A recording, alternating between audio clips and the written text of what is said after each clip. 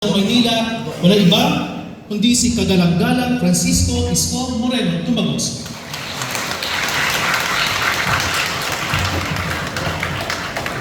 Thank you. Ay, maupo po kayo. Good afternoon. Ayaw ko po pakabahan dahil mas excited ako makita ang mga bata na magkukumpit sa isa't isa. Ang isa ng talino, pananalita, dulo, of course, and how you present yourself. Ito po, during our one of school board meeting with our superintendent and members of the school board, marami naman siguro dito batang 80s. Taas na naman yung mga batang 80s yan. I think kayo yung makakaroon dito. During the discussion, sabi ko, alam mo, kulang tayo na some activities that hone talas isip ng mga bata. Sabi ko, I don't know correct me if I'm wrong. Pareho na tayo dyan. Noong dekada 80, mga bata, usong-uso sa amin ang recitation. In fact, sa mathematics, si Joaquin nagmanayata sa akin, mathematics din ang favorite ko. Kasi bata pa lang, laki na yun, 41, first prize. Not yun eh. Dahil may class card ng araw eh. Papakita card, show card, tapos nasa row kayo, dalawang row, sa pagitan, tapos yung complete, kung sino mauna sa teacher, sa bawat tamang sagot, isang hakbang. Moving forward. Tama ba? Tapos pag nanalo ka, may extra kang grade. Tapos, every semester, or calendar year, meron kami tinatawag na quiz bee. Marami yan. Science quiz bee or mathematics. So lahat kami excited. Nagalingan namin kasi gusto ko maging finalist para makasali sa competition. Kasi bawat classroom magkakaroon ng candidate at yung candidate liliit at magpukumpit ilan na lang yung mga magagaling talaga. Kaya ng araw, lagi namin pinapanood yung Uniwide Battle of the Brains. Kasi lahat yata ng bata nangarap na maging contestant sa Battle of the Brains. Kasi you represent your school.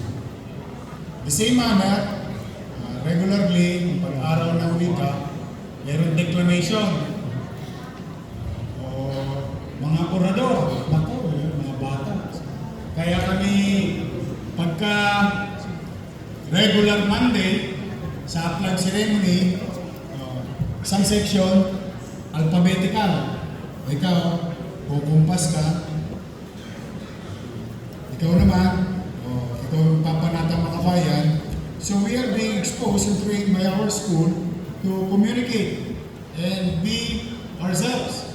The confidence na ibinibigay sa amin. Kaya nakapagsasalita kami sa harapan ng maraming tao and we can present ourselves better. Kaya sabi ko, superintendent, sabi ko sa school board, alam niyo, ibalik natin yun. Ako, tingnan natin kung may interest pa yung mga bata. At dito natin ipakita na tayo sa Maynila ay magaling makitungo sa ating kapwa through communication at magaling tayo mga mag-aral sa pampublikong paralan. So that later on, baka malay nyo, magising yung national government, maging national competition to. Eh ngayon, ang gusto ko, citywide competition. So, sa mga magulang na narito, sa mga guro na magigiya sa inyong contestant, kayo mag-alala, hindi lang bata mananalo, pati trainer mananalo din. And your school.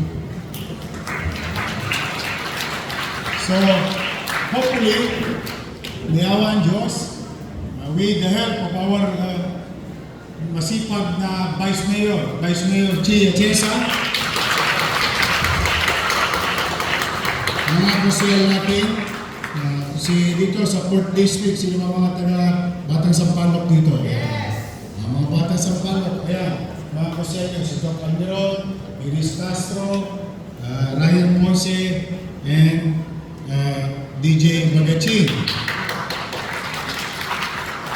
Kaya lang, baka nagtataka kayo bakit nandito si Joaquin, kasi kasama siya sa school board. Ito yung pinaghirapan namin sa school board to discuss with the school board members. No? Kaya, this is just the beginning of long journey for academic excellence activity, extracurricular activities. Patungo pa rin sa paghulma at maipakita ng Batang Maynila, ating mga Batang Maynila, na totoo, ang Maynila ang tagadala ng bandila ng ating bansa.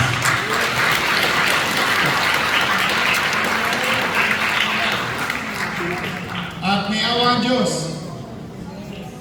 we are really working hard for you to perform in Metropolitan Theater. As an artist, like me, and others, lahat yan pangarap namin mag-perform sa Metropolitan Theater. Because not everyone will be given a chance to perform in one of the jewel of the city. Maganda doon, parang ganito yun. Pero mas maganda yun, siyempre. Mas makasaysayan yun. So, sa inyo mga bata, galingan nyo, sa mga guro, sa mga magulang, thank you for supporting this program of your city government.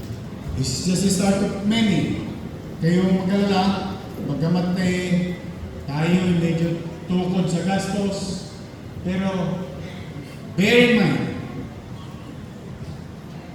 anything that speaks of MBN, or what you call minimum basic needs, education, healthcare, housing, and jobs. These are the things that where your government is going to invest. Always. Sa mga sino ba first timer dito sa Albert, taas ang kamay. First time yun? Maganda ba? Yeah. Sana all. Hopefully, nanginayang lang ako, sayang yung 3 taon for magsaysay. But anyway, don't worry. Don't worry. Hindi na ako magkanda ugaga, kakahanap ng pera. Basta tuloy ang Magsaysay High School.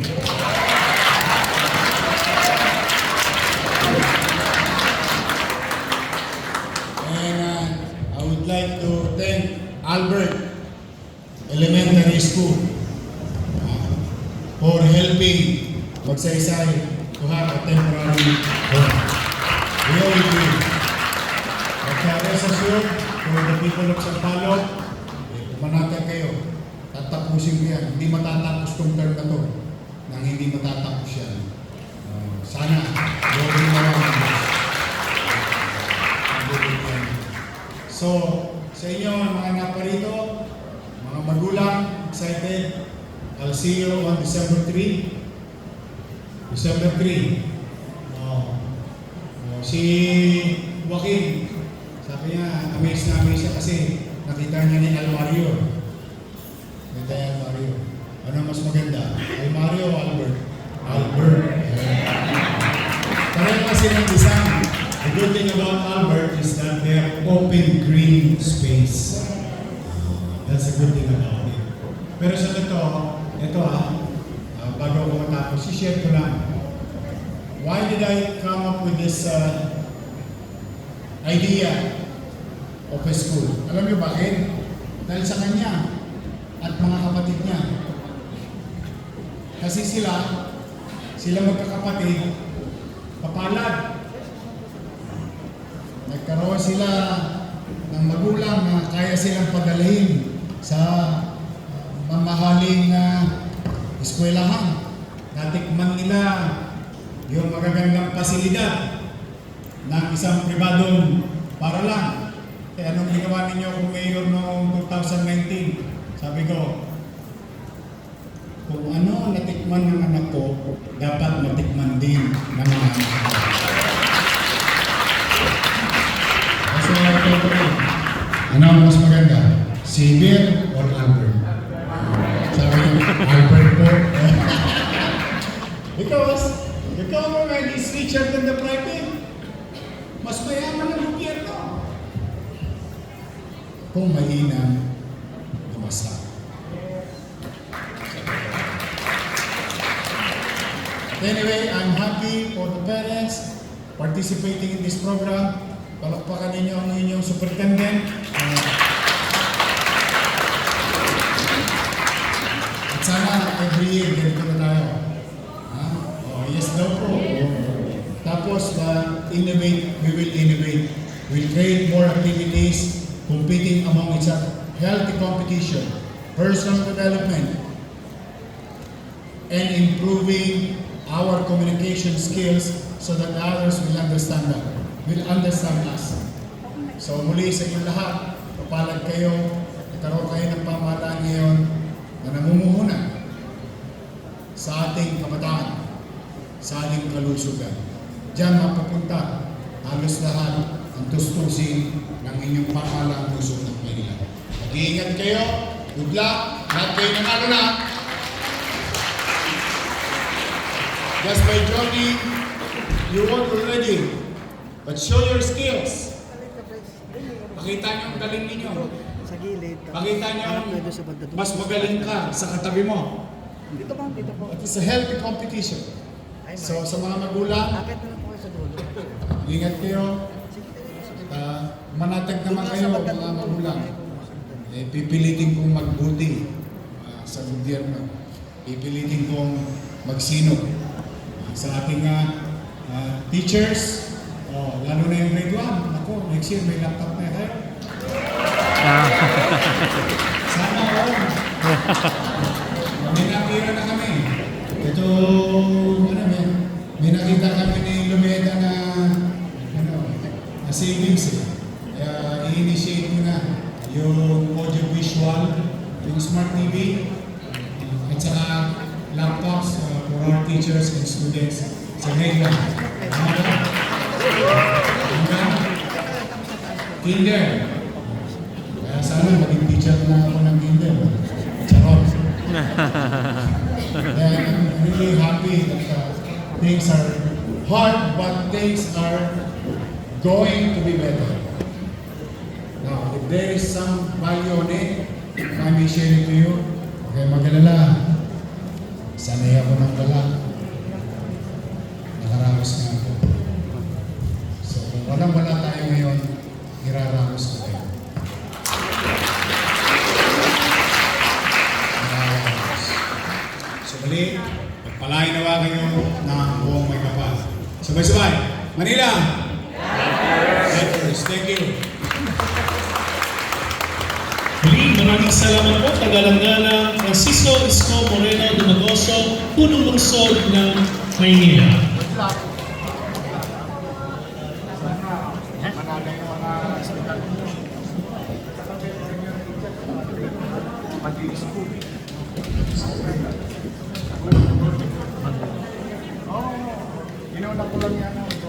Ngayon naman, tinatawagan natin ang nanunuparang pinuno at tagapamanihalang pansangay na tanggapan ng mga pangalang sangay ng Maynila, Dr. Nerissa Rojas Gaveda, Sese, para sa mechanics ng Yormes Calle.